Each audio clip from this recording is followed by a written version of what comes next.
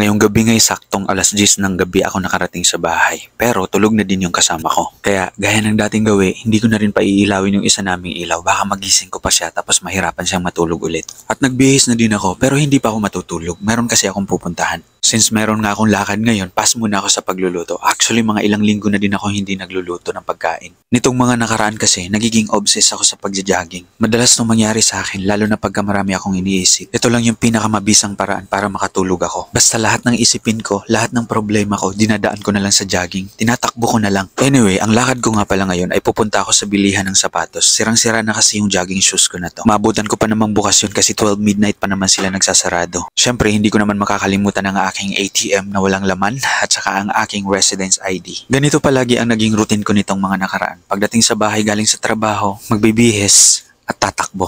Pagka kasi nakakapag-jogging ako, feeling ko lahat ng taong nananakit sa akin, nakakalimutan ko sila. At pakiramdam ko rin, nakakalimutan ko na minsan na nila akong sinaktan ng sobra. Alam niyo kung ano yung pinakamahirap para sa akin? Yung paulit-ulit akong sinasaktan ng taong mahal ko pero hindi ko masabi sa kanya na nasasaktan ako kasi parang wala akong karapatan. Hindi ko masabi sa kanya na nasasaktan na ako kasi ayaw ko na baka mas lalo siyang mawala sa akin. Pero alam niyo kung ano yung mas dumudurog sa puso ko ngayon? Yung gustong gusto ko siyang makasama, gustong gusto ko siyang makita pero ayaw niya magpakita sa akin. Isa lang naman yung gusto ko. Gusto kong sulitin yung mga panahon na pwede ko pa siyang makasama dahil alam ko na darating yung isang araw na hindi na kami pwede magsama. Pero pinagkakait niya yun sa akin.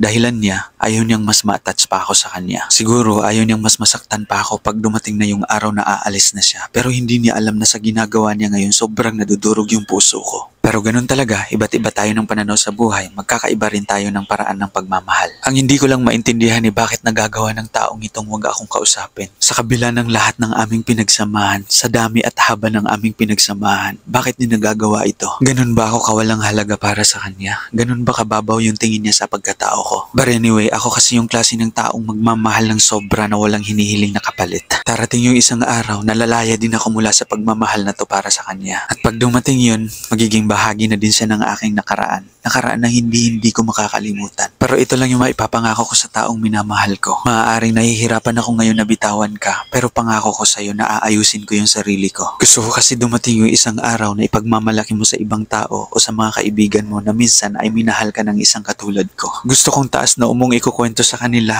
yung mga kwento natin. Kung paano kita napasaya, kung paano kita minahal ng sobra. Pero anyway, let's jump to the video. Nandito nga pala ako ngayon sa Brand for Less. At itong sinusukat ko na sapatos na to, grabe ang astig na ito, tapos ang gaan sa paa. Alam mo yung ang angas ng kanyang design, grabe. Kaya lang mahal, tag 275. Mukhang mangangati lang yung paa ko dyan sa sobrang mahal, kaya dito na ako sa mura. May dalawang pagpipilian nga pala ako dyan. Pero ito na lang yung napili ko. Kaya nagpa-checkout na din ako para maituloy ko na din yung pagja-jogging ko. Bitin pa kasi yung takbo ko galing sa bahay papunta dito eh. At saka dapat mabinyagan ko na din itong shoes na binili ko. Magsasara na nga yung mga shop dito sa mall eh. Halos ako na lang siguro yung last na customer doon sa Brand for Less. Pero normal na to sa akin mga badi. Minsan nga alas 2 na din ako umuwi galing jogging eh. Minsan pa nga inaabot ako ng alas 3 doon sa gilid ng dagat. Halos araw-araw ko itong ginagawa kaya hindi na bago sa akin to. Nag-aalala nga sa akin minsan si ate kasi sabi niya madaling araw ka nang umuwi. Safe ba dyan? Kung sa pagiging safe lang naman yung pag-uusapan, wala nang magiging safe dito sa Saudi Arabia.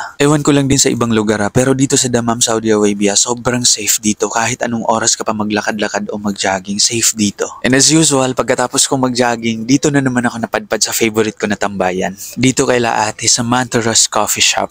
Pag tumatambay ako dito, sobrang gumagaan yung pakiramdam ko. Siguro dahil ang nag-recommend ng place na to para sa akin ay yung taong minamahal ko at gustong-gusto niya din sa lugar na ito. Lagi siyang tumatambay dito. And suddenly, hindi na kami nagkikita dito. Hindi na rin siguro siya pumupunta sa lugar na ito. Wish ko lang na one day, makita ko siya kahit sa huling pagkakataon. At pag nakita ko siya, tititigan ko lang yung mukha niya. Wala akong sasabihin. Tititigan ko siya na parang hindi ko na siya makikita habang buhay. Mamasdan ko siya na parang yun na yung pinakahuling pagkakataon na mamamasdan ko yung mukha niya. Pero mukhang malabo na magkita pa kami ulit. Dahil mayroong mga bagay na hindi na natin maipipilit pa kahit gaano pa natin to kagusto. Sorry mga badi ha, ibigyan niyo na sa akin yung pagkakataon na to na makapagsalita. Sobrang nasasaktan lang din kasi ako eh. Pero magiging maayos din naman ako. Magiging maayos din ako, hindi man ngayon pero alam ko.